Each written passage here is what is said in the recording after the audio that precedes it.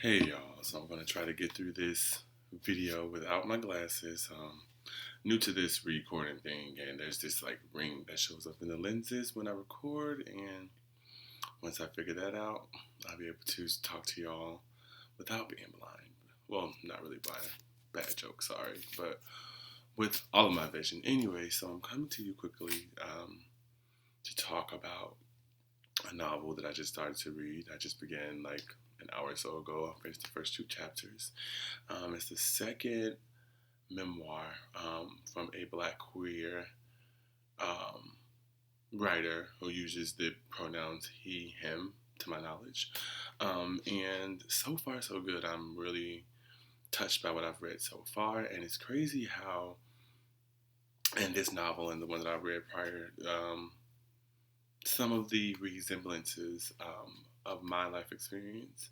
And I'm pretty sure that a lot of queer men, black queer men have experienced. And it's just showing me how it's important that we all share our voices and our stories because we can probably help one another and those that are coming after and those who are experiencing some of the things that we have experienced in the present time.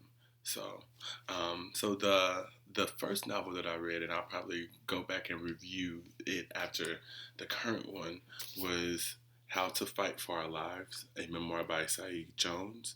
A really good novel. There were some similarities in life experiences where he's around my age, and life experiences when it comes to our mothers and the role they play in our lives and the importance they have in our lives and some of their personal experiences as women, black women, single black women. So it was a really good novel. But now, no but now, I just started reading All Boys Aren't Blue. Excuse me, I'll get better at promoting. But y'all, when I tell y'all that, I can already tell that this novel is going to do a lot for me in a very positive way. I'm loving it. Like I said, I'm only on the third chapter. I haven't started it just yet. But this writer, George Matthew Johnson, I haven't heard much about him prior to getting this novel. However, I think that, well, no, I know that he has gained a new supporter and follower in me. I'm loving what he has to say so far. And I love the angle that the writer is taking in this novel. They are touching on a lot of the black experience and the queer experience and how they intersect a lot, both being minorities in our society. What that experience is for black queer people, black queer boys, or people who are born with penises, because something that he wrote in this novel, I think it was the first chapter that I absolutely loved, was that we focus way too much on gender when a child is born instead of looking at it from a lens of like, this is a child that's born with a penis and not necessarily a boy. We need to, or this is a child that is born with a vagina and not necessarily like this is a girl child. How we need to really focus on what children gravitate to, and allow them to be who they are, allow them voices by talking to them about these things when you see them, instead of shunning them and making them feel as though it's something that's negative. How you can really build up a more whole person by just allowing them to, by not putting those preconceived notions and expectations of, because you were born with a penis, you must be this way, you must act this way, you must behave this way, you must look this way. How it's very important that we allow people to develop into who they are without placing things on them that will stifle who they become. Um, And it's crazy because, like, I'm not a big public figure. I don't have any followers, though I think I'm very talented, handsome, and entertaining. At the moment, that's not my story, and so, but I've always had this feeling of wanting to share my experience and share my story, because I do know that there are some things that we encounter and experience in life that aren't unique to just who they are. The outcome and how we process things is unique mostly, but for the most part, someone has experienced it, might not quite like you have, but in the gist of. But I've always wanted to share my story, and there's been opportunities here and there presented, maybe like once or twice, especially in my younger years, when I was in the Chicago Children's Choir. I remember one of the staff members, may she rest in peace, because I believe she passed away. Pat approached me about doing a documentary where I guess they want to kind of like chronicle the life of an. I always thought I was middle class, but I was probably lower class child from the inner city, who was in this organization with multicultural views and values and members, and I guess they wanted to just like see what life was like for me. And I remember that being told to me as a kid, and I was really, really, really excited about it. And nothing ever really came of it. That's probably no fault to Pat or whomever. It just didn't happen. And I've always wanted to like I said, share my experiences and share my life story. About a couple of years ago, I had an idea to do a one-man show, to do like a musical about my experience with my older siblings. I'm the youngest of three. They have many years over me. One is 16 years older, the other is like 10 to 11 years older. And the dynamics of our relationships has just always been not ideal for siblings, in my opinion, and partially because of age difference and partially because of parent experience differences, because we have the same mother. And yeah, that's another story, another video. But in getting into this book and reading it, it's starting to show me how important that we all share our stories and our experiences, because one, it could serve as healing for us. And something that the writer mentioned, George Matthew Johnson mentioned, is that how like when you speak of these things, that's you working through the trauma and working through the experiences, and so it's important to allow yourself that grace and that growth. So I'm definitely going to start on my storytelling.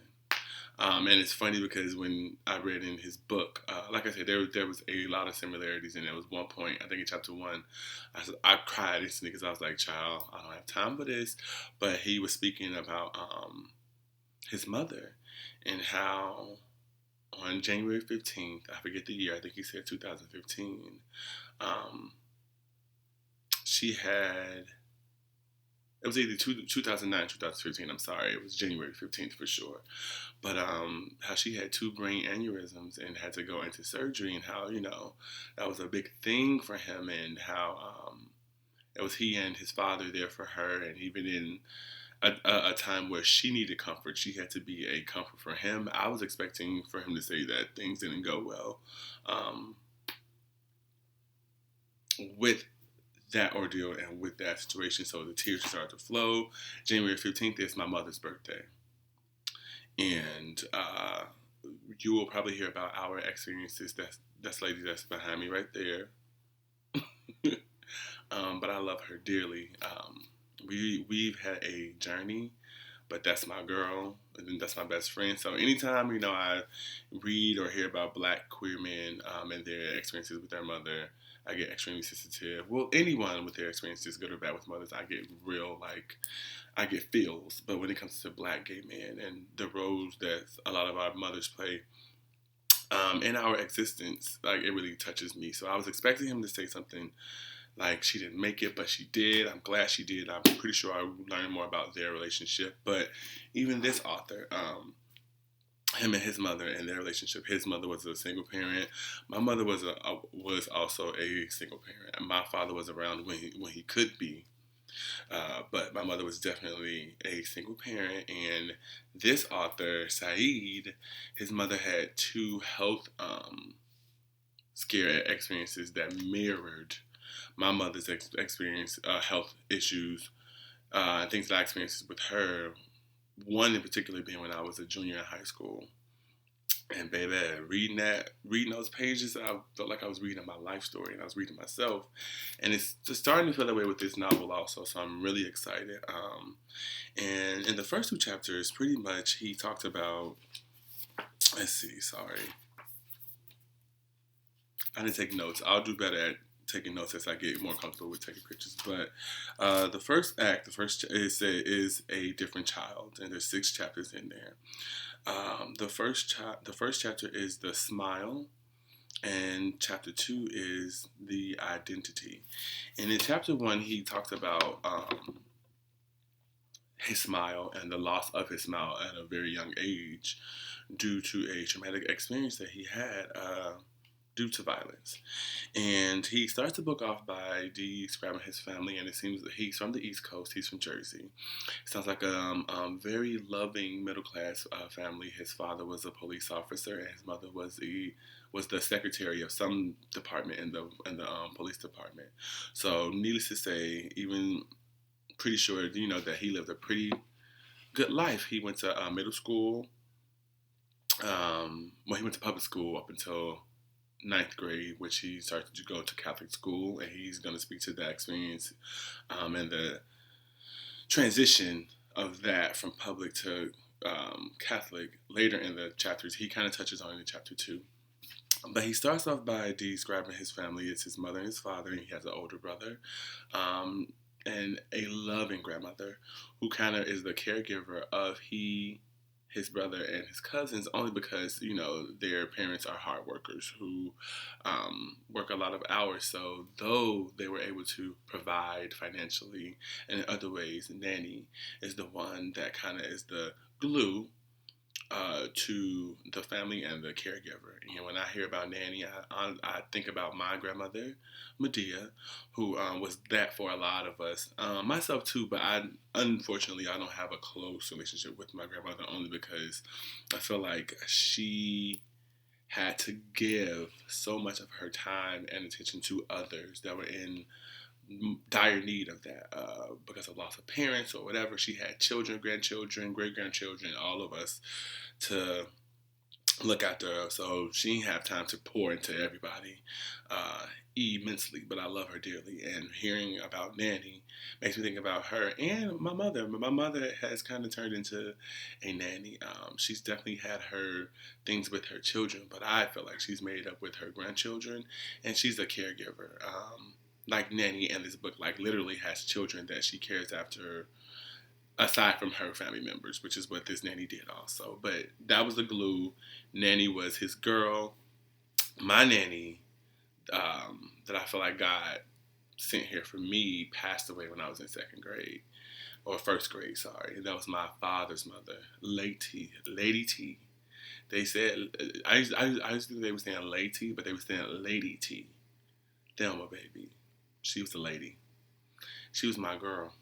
And I really wish that she was here and that she was around for my upbringing. Because like I said, she died when I was in first grade. But baby Lady T, prior to her passing, that was my girl and I was her road dog. Lady T saw all of me and loved it. I have a story. I remember, I won't be long because I could be long-winded. And this author also talks about how there's always stories with him. I think that that's something that a lot of us queer Black men probably have in common. Good storytellers, because our lives. Anyways, back to Medea, Lady T. Sorry. So, I was the only I wasn't the only grandchild, but there's a big age gap in my grandmother on my father's side's grandchildren, also kind of like on my mother's side. But for a long time, I was the only grandchild, kind of kicking it with Lady T, my grandma, on a regular, because my other cousins were like in high school and in college. right along with my siblings on my father's side, high school and college. So, anyways, I was a baby. I had to be like, not a baby, but I was like 6 or 7. And I would kick it with her all the time.